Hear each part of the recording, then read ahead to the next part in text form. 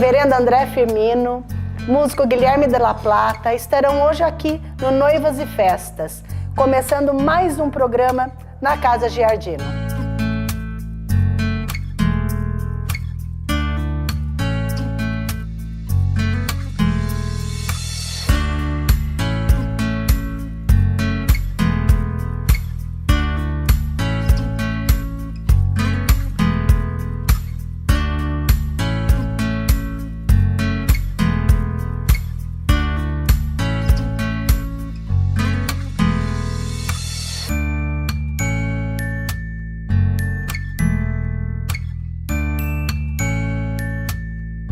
Guilherme de la Plata, muito obrigada. Obrigada por ter aceitado o meu convite de vir até aqui. Guilherme de la Plata, gente, ele entende muito de música, para começar. Então eu vou ficar bem quietinha aqui, porque ele entende muito de música. E de música para a cerimônia religiosa no casamento, que é o mais importante, né, Guilherme? Verdade. Ela tem o poder, né, de emocionar, acho que de marcar a cerimônia de uma forma mais, de potencializar a emoção da cerimônia. Acho. Mas ela tem a condição de marcar a cerimônia, como também de estragar a cerimônia, Eu né? falo que ela tem o poder de marcar para os dois lados. Ela pode marcar positivamente como negativamente. Eu acho que a música certa, no momento certo, ela tem o poder de emocionar, né? E a música errada, ela não só não vai trazer aquela emoção que a gente espera, como também ela pode dar uma outra conotação, né? Ela pode dar um outro sentido para aquele momento. Então, acho que realmente é pensar sempre na música certa, para o momento certo, levando em consideração o ambiente, levando em consideração a história do casal, principalmente. Acho que faz muita diferença. Então, foi legal você ter falado isso da história do casal, porque quando eu resolvo casar, eu quero fazer uma cerimônia religiosa, não importa em qual religião, não importa em qual lugar, eu quero fazer, eu tenho que ter essa preocupação, não é? Na minha escolha, tem que ter a preocupação na escolha das músicas que eu vou colocar. E como que preocupação maior eu devo ter nessa hora? Olha, eu penso sempre, quando eu estou com um casal, fazendo essa assessoria musical com o casal, ajudando com que eles cheguem num repertório que realmente os traduza, a gente sempre leva em consideração a história, né? Sempre leva em consideração os gostos, porque eu acho que isso só potencializa mais. O grande desafio, eu acho, como uma orquestra ou como um trabalho de música personalizada, o grande desafio é fazer com que, de repente, um convidado da noiva que não conheça o noivo consiga identificar o noivo nas músicas, vice-versa, e consegue identificar o casal também, né? Porque aí sim, aquela emoção de uma música que seria somente dos dois, passa também para os convidados, e o casamento fica muito mais envolvente, né? Agora, deixa eu te perguntar uma coisa. Eu acho legal isso, dessa identidade do casal. Mas eu também tenho que me preocupar com o espaço que eu tô, né, Guilherme? Porque às vezes eu tô num espaço que não posso tocar qualquer música. Eu não posso chegar lá e colocar uma música que eu queira, que aquele ambiente não é propício, ou aquele ambiente não condiz com aquilo, ou não deixa, tem regras que não deixam. Como que a gente faz isso? Olha, eu vejo muito a questão da coerência. Então, obviamente, se chegar o sonho é entrar com malandramente, quer dizer, isso não vai comportar em lugar nenhum, seja um casamento dentro de uma igreja, como seja um casamento num sítio. Agora, existem músicas que de repente não são músicas feitas para casamento, ou até mesmo que a letra às vezes não diga algo tão importante para aquele momento. Mas desde que elas não digam nada contraditório, eu acho que a hora da produção disso, de mudar ela no arranjo, de tornar aquela música executada de uma forma que venha a complementar o momento. São as adaptações, né? Nós recebemos muitas histórias e nós gostamos de ver o fundamento daquilo, né? Então não é simplesmente o noivo chegar e falar assim, não, porque eu quero entrar com o hino do meu time. Você falar simplesmente, nossa, mas você vai entrar com o hino do seu time? Mas daí você vai ver a história, que era o pai dele, que era um fanático pelo futebol e ele perdeu o pai. Quer dizer, existe um porquê por trás. E aí vai da sensibilidade do produtor executar essa música de uma forma que equilibre a história, a carga emocional que aquilo vai trazer para o noivo, para o casal e para a família, obviamente de uma maneira que seja compatível com o ambiente, compatível com o local, às vezes até com pequenas adaptações, né? Você criar uma melodia que cite, né? A gente vem para trás, lá na época da ditadura militar, da censura, existiam muitas citações, formas meio escondidas de se fazer alguma coisa. Então acho que com citações você pega um trechinho da música, não vai pegar o hino e colocar o hino como ele é tocado, não, pega um trechinho e faz uma citação que todo mundo vai entender. Mesmo porque tem alguns lugares que nem vão deixar tocar o hino, né? Com certeza. É isso que eu acho que isso até você como músico tem que explicar para esse casal que tem lugares que não pode, que ele não vai ser permitido. A gente sempre fala que é respeito em primeiro lugar. Então assim, você está casando numa igreja, além das regras, é um casamento religioso. Não é um lugar para fazer bagunça. Não é um lugar de brincadeiras, né? Eu sempre falo, peraí, você quer entrar com o hino do seu time, por quê? Ah, é uma brincadeira que eu quero fazer com os meus convidados, com os meus padrinhos. Não, peraí, a cerimônia não é um lugar de fazer uma brincadeira. Você quer fazer isso, faz na festa. Outra coisa que eu acho muito interessante também é assim, músicas em inglês. É um grande problema, é uma coisa muito séria, não é? Porque às vezes as músicas são lindas, mas a letra... Não, esquece. Né? Não dá para se encaixar. E muitas vezes os noivos falam assim, mas eu gosto e ninguém vai entender. Como que você explica, como que você faz com isso? Olha, eu geralmente traduzo a música para ele.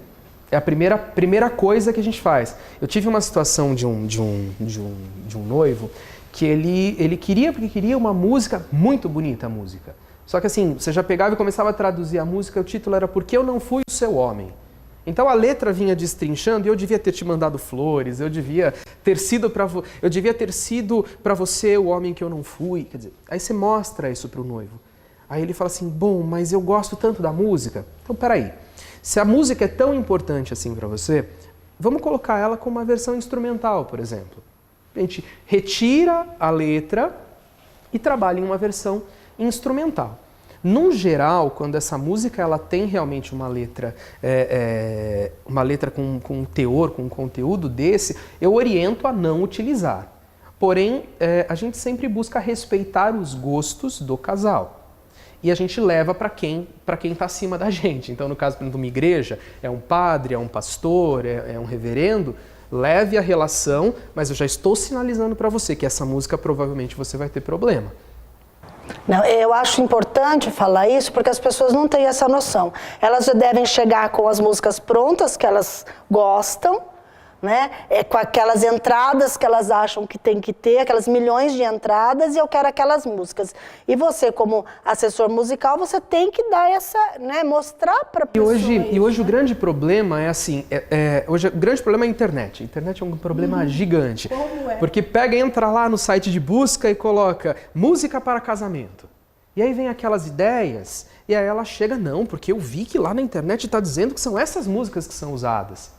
E aí para você fazer com que ela entenda que isso é um trabalho de preguiçoso, não é porque o príncipe da Inglaterra usou essa música no casamento dele que essa música tem que ser usada no seu. O que essa música tem a ver com você? E aí você começa o processo. O que acontece mais comigo lá, Gláucia, quando as noivas chegam para conversar com a gente, é elas chegarem com uma ideia, elas saírem com outra ideia completamente diferente e depois do casamento elas chegarem falando, Guilherme, você tinha razão. Aquele repertório que a gente tinha conversado inicialmente não tinha nada a ver com a gente.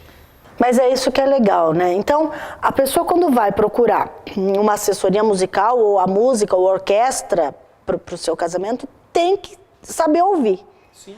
Né? Ela chega com o repertório preparado, ela chega com o repertório pronto, mas ela tem que saber ouvir. E a gente, como profissional, também tem que saber como receber esse repertório. Nós tivemos uma situação de um casamento que foi muito diferente. O noivo entrou com um reggae, que era a música deles, que era a música do casal, do conhecer do casal, da história do casal, e ela entrou com uma música que tinha um dialeto africano, começava a música em africano, super diferente, não teve marcha nupcial. A única música tradicional de casamento foi a Ave Maria, que no caso era um casamento católico. No resto, todas as músicas foram muito diferentes. Tinha de teatro mágico a essas músicas internacionais, até em línguas diferentes. Porém, foi aquela coisa da gente sentar, conversar, eles trazerem as ideias, nós como produção e entendendo o sonho deles, nós viabilizamos de como fazer isso de uma forma coerente. Né, de uma forma que emocionasse, de uma forma que ficasse condizente com uma cerimônia. Né? Mas então, para a pessoa ter uma segurança, ela tem que contratar um profissional que entenda disso. Eu acho que isso é fundamental, né? Eu acho que o princípio é contrate um profissional. A gente sempre bate muito o martelo nisso. Quando nós fazemos a apresentação, ainda é um pré-cliente, não é nem um cliente nosso, a gente sempre enfatiza, eu coloco isso inclusive como um diferencial lá no nosso trabalho. Contrate uma empresa. É uma organização estruturada, com conhecimento, know-how não se compra ali na esquina, se adquire com anos de experiência. Né? Então, assim, contrate empresa, seja fotografia, seja filmagem, decoração, contrate empresas. Porque assim você vai estar segurado de que você vai ter um profissional cuidando do seu evento. E mesmo porque quando você contrata uma empresa, você já tem toda a estrutura sonora junto com aquela empresa, não é? Você não contratou só o músico, você contratou o músico, o instrumento e toda a parte sonora por trás disso. Eu costumo dizer que um som bom, ele não constrói uma orquestra. Agora, um som ruim derruba com a melhor orquestra do planeta. Eu posso trazer a Filarmônica de Berlim, que se o som estiver apitando, chiando, roncando, baixo demais, alto demais, eu não sei, existe uma confusão muito grande na cabeça das pessoas que som alto é som bom. E não tem nada a ver uma coisa com a outra. Então eu acho que a qualidade do som, ele vai amplificar o que já é bom. Então se o bruto já é bom, a amplificação faz parte, é necessária para isso. Assim como bons músicos, bons instrumentos, né? Hoje em dia a gente fala muito de custo-benefício, né, Gláucia? Formações menores com muita qualidade. E é assim que a gente atinge. O quê? Tendo um músico bom, que executa muito bem o seu instrumento, com um instrumento que tem som, que tem, né? Eu falo que hoje a gente ouve muito violino com som de trompete, né? Que bota aquele captador, o violino de péssima qualidade. Não, o violino tem que ser aveludado, tem que ter som de violino. Então isso a gente consegue como? Com um bom músico, com um bom instrumento e com um bom equipamento, não adianta. Guilherme, super obrigada. Adorei. Acho que deu para tirar algumas dúvidas. Eu acho que ainda tem muita dúvida aí, dúvida de repertório, mas valeu a pena. Muito obrigada mesmo de você ter aceitado o convite. Eu que agradeço, Gláucia. Agradecemos muito. E olha, gente, Guilherme entende. Se ele está aqui é porque ele entende, tá? Fica aí. Já vimos sobre música, já conversamos, tiramos algumas dúvidas no nosso repertório, mas no segundo bloco vem mais informação interessante para vocês.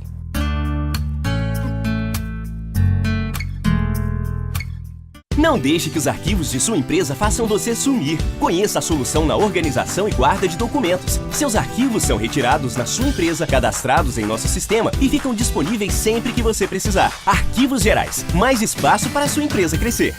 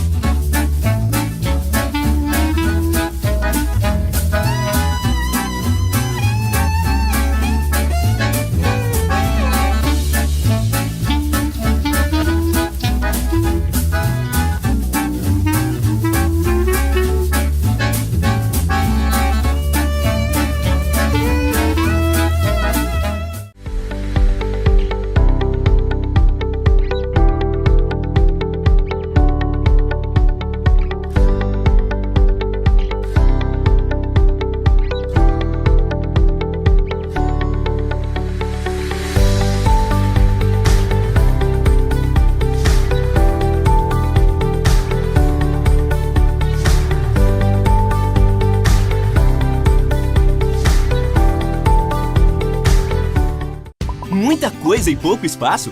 Mojibox, a solução bem perto de você. São boxes com toda a segurança e organização que você precisa para armazenar o que está sobrando na sua casa ou no estoque de sua loja. Mogi Box, seu espaço, sua chave.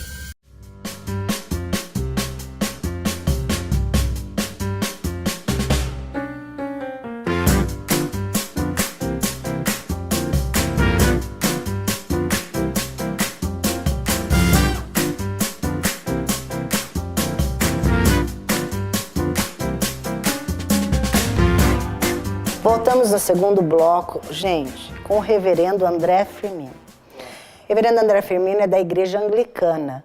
Muitos de nós, reverendo, nem sabemos o que é a Igreja Anglicana.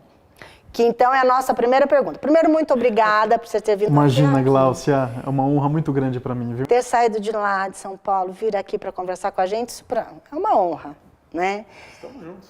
E vamos começar então, o que é a Igreja Anglicana? Primeiramente, quero agradecer a presença de todos aqui. É uma honra estar no seu programa. Igreja Anglicana.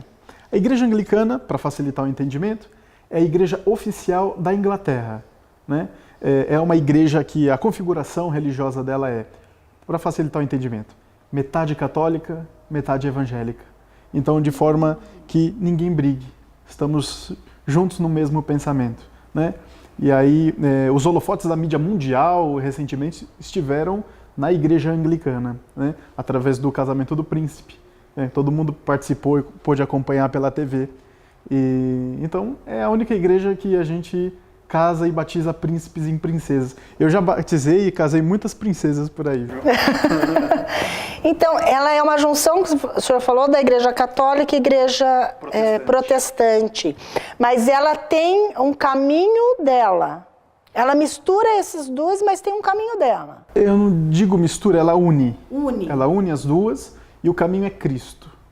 Então, a gente se detém à mensagem do Evangelho, né? Justamente naquela máxima que Jesus diz assim, ó, amar a Deus sobre todas as coisas e ao próximo como a você mesmo. E aí, se a gente conseguir levar essa mensagem para as pessoas, já estamos muito felizes. E se eu quiser me casar na Igreja Anglicana, eu posso? Pode casar. Será bem-vinda. Eu posso. Na Igreja Anglicana, o casamento, hoje, ele é o carro-chefe da igreja, no quesito de manter as nossas obras sociais.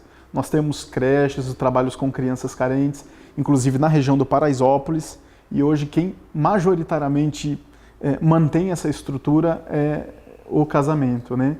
Então, para nós, é uma alegria quando as pessoas nos procuram, independentemente se elas são de outras religiões ou se elas são divorciadas, independentemente disso, para nós é uma grande alegria. Pois casamento, ao nosso ver, né, ao nosso entendimento, é a união, é a celebração de uma união. E toda união, tudo que se fala no amor, é abençoado por Deus. Então, se eu for divorciada, eu posso casar na Igreja Anglicana? Pode se casar na Igreja Anglicana, problema nenhum.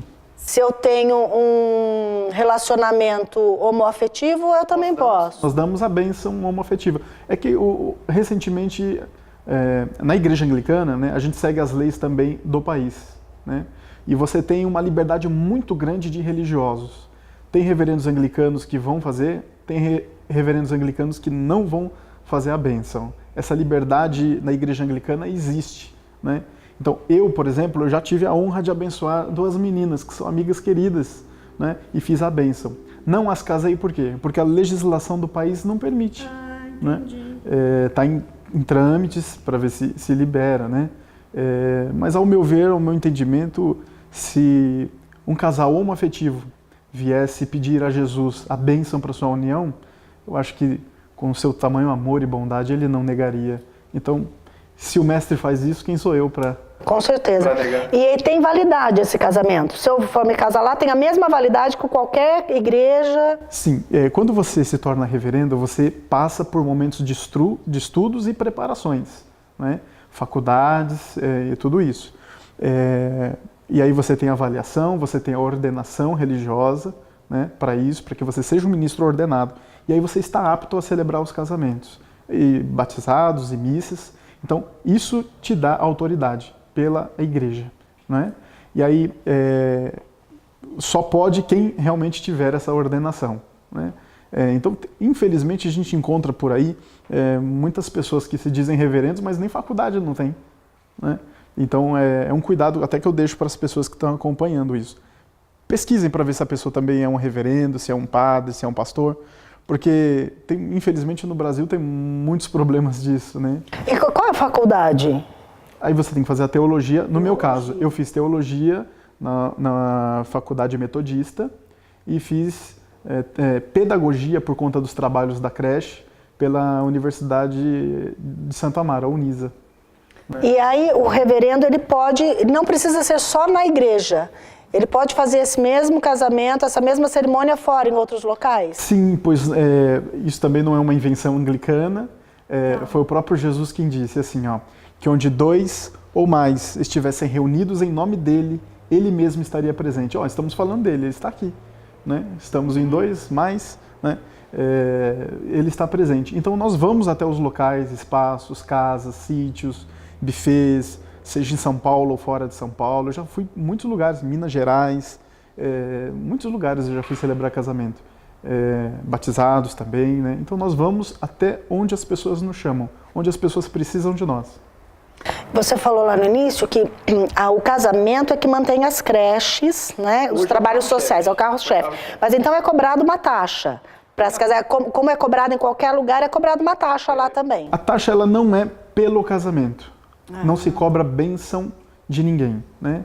A taxa é para manutenção da própria igreja. Então, por exemplo, nós mantemos a estrutura da igreja, nós mantemos os bispos, nós mantemos as creches, né? Ao todo são 6 creches hoje que nós temos, atendemos 1.240 crianças carentes, aí tem as famílias de idosos, são 70 famílias de idosos que a gente mantém, com cesta básica, com roupa, aí tem todo o trabalho e acompanhamento espiritual das pessoas que precisam. Eu mesmo atendo muitas pessoas com depressão, síndrome do pânico, atendo pastoralmente, né? Aí você tem também, agora nós estamos fazendo um orfanato que não tem nada de dinheiro público, nem um tostão de verba pública, todo mantido pela igreja. O reverendo Aldo, que então é quem está à frente disso, e a gente vai atender algumas crianças abandonadas lá, né? Então, para isso tudo acontecer, né, nada melhor que você começar o seu casamento ajudando quem precisa. Que graças a Deus nós temos o nosso lar, né? E aqueles que não têm, aqueles que não têm condições. Então, a gente utiliza esse recurso para dar essa assistência para as pessoas. E eu posso, para conhecer a igreja, eu tenho que até, a catedral que a gente chama? Eu estou na Catedral Anglicana de São Paulo. Tem outras igrejas anglicanas espalhadas pelo Brasil. Mas São Paulo só tem essa? Não, São Paulo tem outras também. Tem outras também. Eu estou ligado à Catedral Anglicana de São Paulo. É a única igreja que foi construída pela própria comunidade britânica. Quando a comunidade britânica veio, ela mesma construiu a igreja. E eu posso conhecer a igreja? Deve. Como que a gente faz? Como que vocês chamam? Uma missa? Nós chamamos de celebração. Celebração. Como eu te expliquei, essa metade católica, com também elementos do protestantismo inserido em seu contexto, se você chamar de culto não é errado, se você chamar de missa também não é errado. A gente chama de celebração. Assim como o reverendo, se você chamar de padre, não está errado, se você chamar de pastor, também não está errado, mas o correto no anglicanismo é o reverendo. Né? E aí eu vou, assisto uma celebração, conheço, posso conversar com vocês lá para conhecer a igreja. Os reverendos são todos muito acessíveis. É comum você ir até a igreja e conhecer-nos, conversar com a gente. Eu toco modão de viola, toco uma viola caipira para vocês. A gente toma um café juntos. Esse relacionamento dos fiéis, das pessoas, né, com o clero é muito tranquilo, assim. Inclusive meu WhatsApp é público, então as pessoas me procuram, reverendo, preciso conversar, preciso desabafar, quero um conselho. É muito tranquila essa relação. E para eu casar também, não importa a religião que eu tenha, não importa o que eu acredito, eu vou lá, até a catedral, converso com vocês. Sim. E vocês fazem o casamento. E com muita alegria e com muita fé, né? Porque a gente acredita mesmo que Deus está em todos os lugares, que a gente fala do amor e fala dele. Nós acreditamos nisso. E é ótimo, né? Aproveitando o momento tão lindo que é o casamento, para fazer caridade. Isso é impagável. Sim. Isso é impagável. Cada casamento que eu celebro, eu vejo no sorriso das crianças que nós ajudamos uma recompensa divina. Isso não tem preço. Não tem preço. Ótimo. Reverendo, muito obrigada. Eu acho que assim, quem não conhece a Igreja Anglicana passou a conhecer um pouquinho. Sim, eu estou à disposição nas redes sociais também, para qualquer dúvida, qualquer pergunta. Se você quiser que eu volte no seu programa, vai ser uma honra. Vai ser uma honra para mim, né? Mas assim, quem não sabe, gente, quem não conhece a Catedral Anglicana, quem nem sabia que existia, né? Muita gente nem sabe. Já ficou sabendo, já ficou conhecendo um pouquinho, né? Já deu para tirar algumas dúvidas sobre o que é a Igreja Anglicana, como é o casamento nessa igreja. E já que o reverendo falou que quando a gente vai visitar, ele toca uma violinha pra gente, então eu vou terminar o programa pedindo gentilmente, se ele pode fazer essa gentileza, de tocar um pouquinho pra gente poder ouvir. Que bacana. Ó, então, quero oferecer para cada um de vocês um pouquinho da minha arte, da viola. Sou o único reverendo sertanejo, cantor sertanejo do mundo, acho, não tem nem outro. Então eu quero cantar só um pedacinho, assim, ó. Todo mundo ama um dia, todo mundo chora um dia, a gente chega, no outro vai embora. Cada um de nós compõe a sua história, cada ser em si carrega o dom de ser capaz e ser feliz. Conhecer as manhas e as manhãs, o sabor das massas e das maçãs.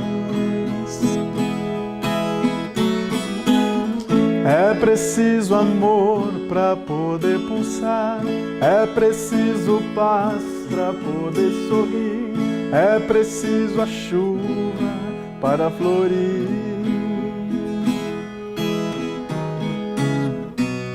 Ando devagar, porque já tive pressa e levo esse sorriso, porque já chorei demais. Nossa, que lindo! Lindo, lindo. Obrigado a cada um de vocês.